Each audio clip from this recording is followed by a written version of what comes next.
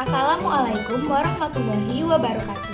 Perkenalkan, saya Sepina Rizky Utami dengan NIM 44014190007. Pada video ini, saya akan melakukan praktikum fisiologi hewan materi digesti, yaitu untuk membuktikan adanya kandungan karbohidrat dan juga lipid pada usus halus dan juga usus besar ayam.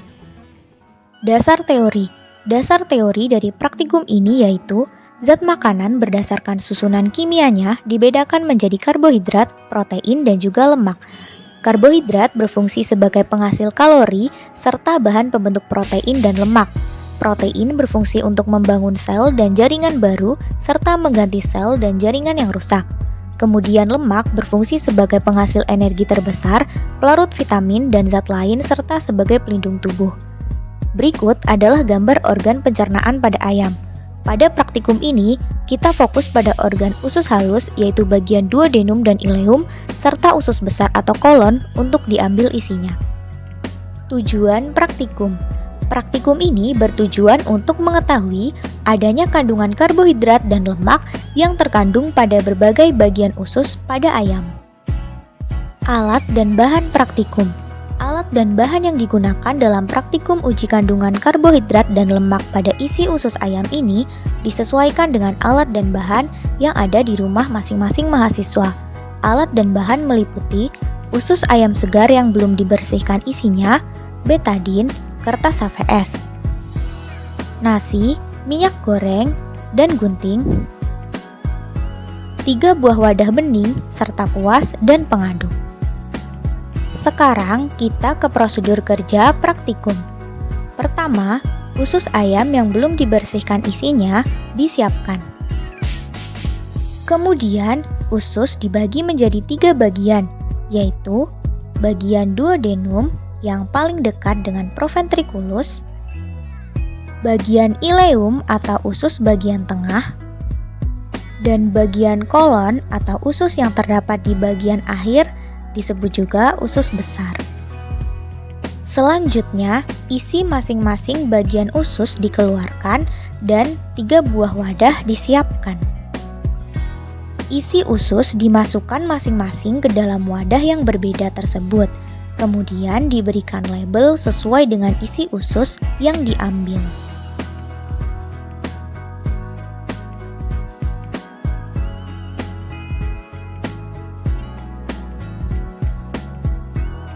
Berikutnya, dilakukan uji kandungan karbohidrat dan lemak pada masing-masing isi bagian usus tersebut. Uji yang pertama adalah uji kandungan karbohidrat.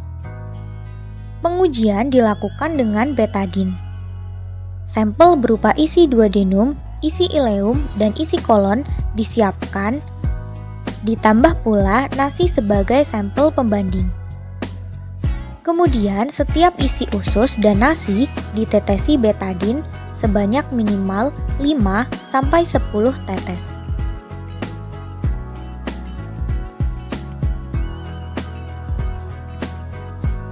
Setelah ditambahkan betadin, semua sampel uji diaduk dan ditunggu beberapa saat untuk melihat perubahan yang terjadi.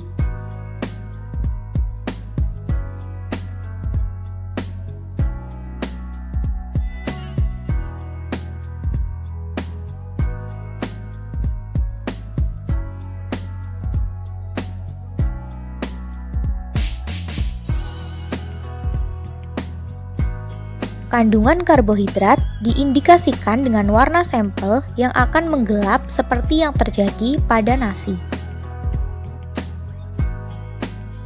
Berlanjut ke uji yang kedua, yaitu uji kandungan lemak. Dalam uji ini digunakan sampel pembanding berupa minyak goreng. Pengujian dilakukan dengan minyak goreng, isi duodenum, isi ileum, dan isi kolon dioleskan dengan menggunakan kuas pada kertas HVS. Dengan olesan berbentuk lingkaran kira-kira sebesar uang koin.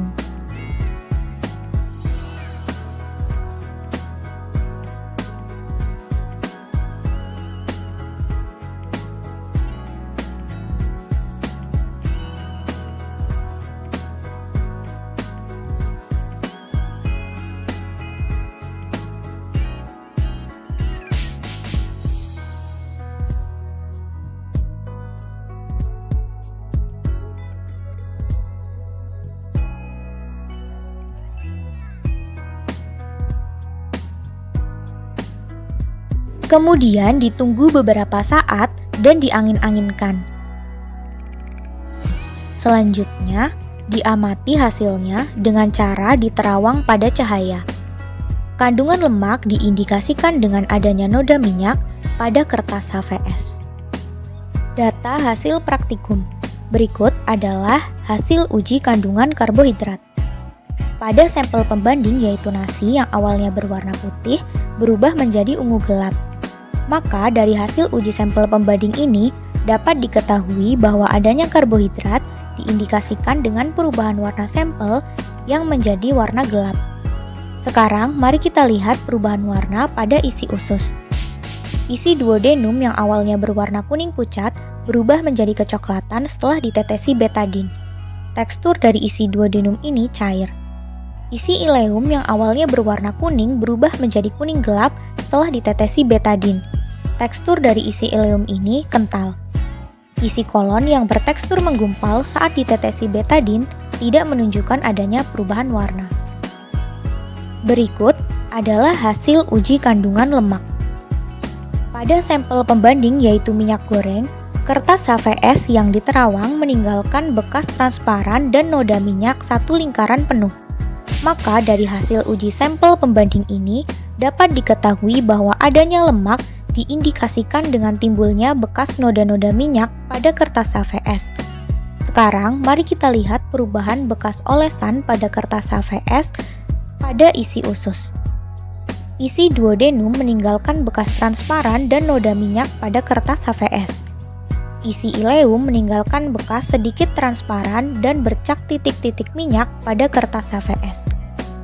Isi kolon tidak meninggalkan bekas transparan dan tidak ada noda minyak sama sekali pada kertas HVS. Nah, mari kita bahas hasil data praktikum tersebut. Terdapatnya karbohidrat ditunjukkan dengan adanya perubahan warna yang menjadi gelap seperti pada nasi sebagai sampel pembanding. Nasi memiliki kandungan karbohidrat yang tinggi sehingga saat ditetesi betadin berubah warna menjadi ungu kehitaman. Isi duodenum berubah warna dari kuning pucat menjadi kecoklatan, maka isi duodenum tersebut dapat diketahui mengandung karbohidrat. Isi ileum berubah warna dari kuning menjadi kuning tua atau kuning gelap, maka isi ileum dapat diketahui mengandung karbohidrat namun dalam jumlah sedikit. Isi kolon tidak menunjukkan perubahan warna, maka dapat diketahui bahwa isi kolon tidak mengandung karbohidrat. Uji karbohidrat dengan menggunakan iodin atau betadin mengambil prinsip sifat serap molekul polisakarida yang mengandung rantai glukosa dan membentuk heliks. Ruang antar heliks inilah yang akan mengikat molekul iodin atau betadin dan menimbulkan perubahan warna menjadi gelap pada sampel yang mengandung karbohidrat. Kemudian, terdapatnya kandungan lemak ditunjukkan dengan adanya bercak minyak dan kertas HVS yang terlihat transparan setelah diolesi sampel. Minyak memiliki kandungan lemak yang tinggi sehingga saat dioleskan ke HVS terlihat transparan dan meninggalkan noda minyak satu lingkaran penuh. Isi duodenum pada kertas HVS meninggalkan bekas transparan dan terdapat noda minyak sehingga dapat diketahui isi duodenum mengandung lemak.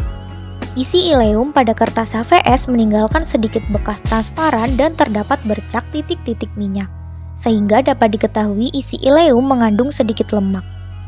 Isi kolon pada kertas HVS tidak meninggalkan bekas transparan dan tidak ada noda minyak, sehingga dapat diketahui isi kolon tidak mengandung lemak. Nah, lalu mengapa hasilnya demikian?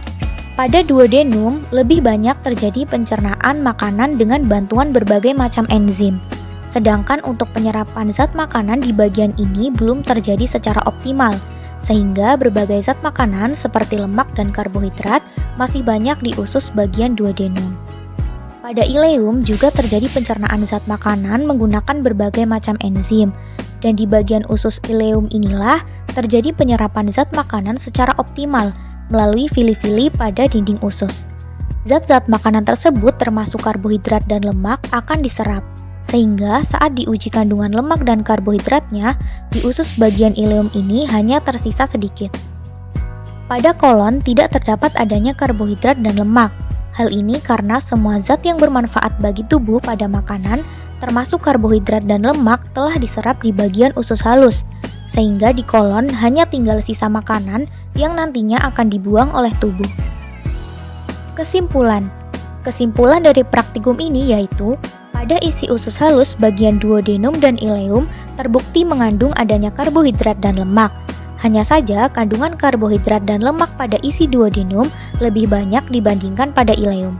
Sedangkan pada isi kolon tidak mengandung adanya karbohidrat maupun lemak. Hal ini karena pada duodenum belum banyak terjadi penyerapan zat makanan dan penyerapan banyak terjadi di bagian ileum. Sementara di kolon hanya terdapat sisa makanan yang siap dibuang keluar oleh tubuh, sehingga sudah tidak ada lagi zat-zat makanan yang bermanfaat termasuk karbohidrat dan juga lemak di bagian kolon. Sekian video praktikum dari saya. Terima kasih.